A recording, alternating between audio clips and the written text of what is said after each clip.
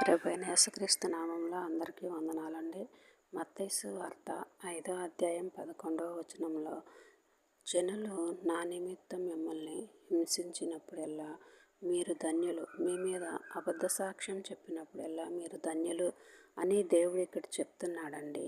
అవునండి, దేవుని గురించి మనము ఒక మాట పడినా, ఒక మాట అనిపించుకున్నా అది మనల్ని ఏమీ చేయదండి.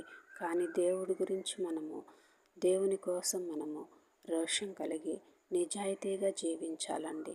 ఈ లోకంలో ఎందరూ మనల్ని ఎన్ని మాటలు అన్నప్పటికీ కూడా మనము దేవుని కోసం రోషం కలిగి నిజాయితీగా జీవించాలండి.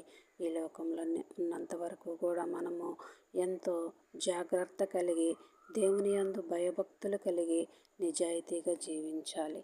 అవునండి, మన కోసం, మన కుటుంబాల కోసం మనం ఆ యొక్క నిత్య రాజ్యంలో ప్రవేశించాలంటే